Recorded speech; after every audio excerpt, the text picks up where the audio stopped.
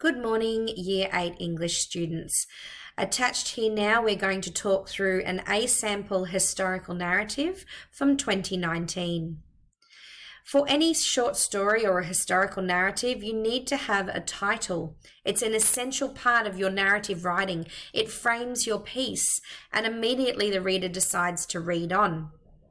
However, you won't have the title until you've actually written your story.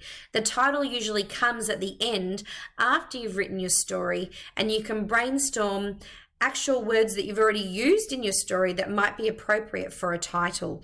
So don't get hung up on the title at the start of writing. That's something to create once you've written your story. The opening sentence. It starts in the action using emotion to set the atmosphere and the tone. Here we go. Let's start reading. Gojo's heart pounded and he shook with fear. He knew that his life could end at any moment. Jogo, Marco and Ivan had planned their escape for a few months prior, and this was the night they would escape Yugoslavia to avoid fighting in the army. They followed a cobblestone path from the army base camp, which led them through the midnight forest. It was silvered and transformed by the light of the luminous moon, which shone through a lattice of leaves.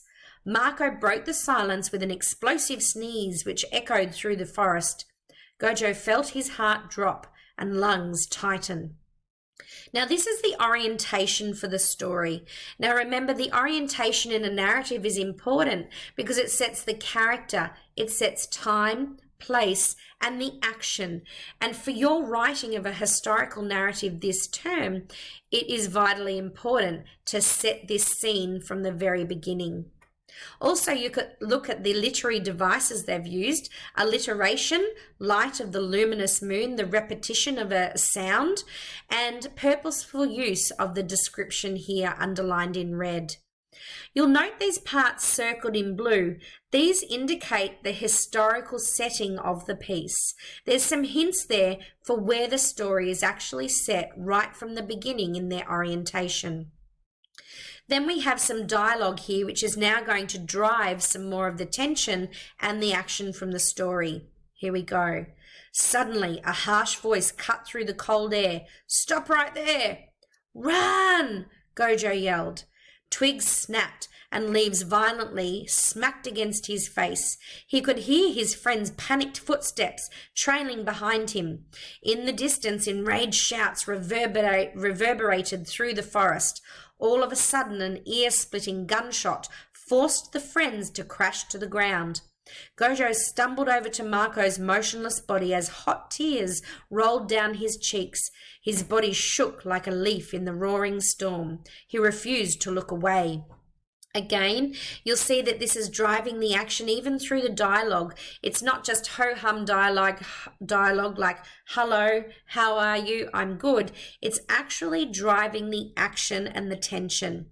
You'll also notice there's been some personification included here. The leaves violently smacking against his face. Some lovely alliteration, forced friends. An emotional appeal with the description of the hot tears rolling down his face. And similarly, his body shook like a leaf roaring in the storm. So these are some devices you can also be really clever with in your piece. Dialogue then continues to drive the action. "Come on, we have to go," Ivan whispered as he tugged Gojo's arm. Gojo and Ivan ran for their lives. They heard the crunch of leaves and snapping of twigs from behind them. The crunching and snapping grew louder. Another gunshot cracked into the air like thunder, and a loud crash occurred behind Gojo. Confused, Gojo turned around. He saw Ivan covered in a massive puddle of his own blood. "I'm sorry," Gojo cried as he sobbed into Ivan's chest. So even here, notice the shorter sentences. This is to increase the intensity of the action and the panic being experienced. Again, there's some use of literary devices as highlighted here. You've got onomatopoeia with the sounds of the crunching and the snapping, the crash and the crack. Then you've also got a lovely use simile, into the air like thunder. A loud crash occurred behind Gojo. So be mindful as you're writing of your literary devices to include as well. Now, you may not include these in your first draft because you want to get your story down. However, when you go back to craft it, that's when you'll look for places to put in this colourful and descriptive language and your literary devices. The next paragraph. He knew that he had to keep running. After a while, he saw blinding lights appear in the distance. Adrenaline coursed through his veins as a thin layer of sweat covered his face. Suddenly, a loud and thud emerged from behind him. He turned around to see a tall, dark figure dart across the forest into the shadows. His heart stopped, and he froze in fear. He heard a short, defined crunch behind him. Then came another crunch, this time heavier and louder. The crunching became louder until an icy hand gripped Gojo's arm and he shrieked. Everything turned to darkness. Again, some lovely use of imagery, onomatopoeia, and some simile, as well as alliteration. Then we continue on to the final part of the story. His eyes opened slowly. Gojo found himself lying on a filthy, stained mattress with a small, thin blanket, which only covered half of his body. He threw the blanket across the room and glanced down to see himself wearing old, striped pajamas. He scanned the room, trying to process where he was. The barred windows and holes in the cement floor toilets made Gojo anxious. Unexpectedly, the door creaked open and an armed soldier marched into the room. "You've made it to the Italian border to the city of Trieste," the soldier continued. "Many of the men and women here at the Trieste refugee camp put their lives on the line in exchange for their own freedom, and you have earned your freedom." Gojo sighed with relief. "You'll be offered 3 countries to move to in the next 2 months. Your options are America, New Zealand, or Australia."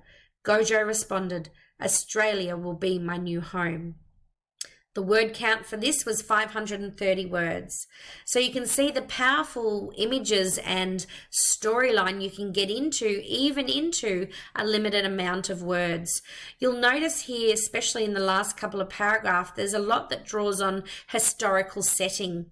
The wearing of the old striped pajamas, barred windows and holes in the cement floor, an armed soldier, so a time of war.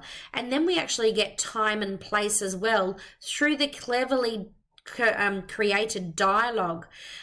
So make sure you use dialogue well because that can reveal important details. Then we have some more emotional appeal with the sighing of relief. So we have a feeling for where the character is at. I hope this gives you a good snapshot of a short historical narrative that you'll be writing very soon.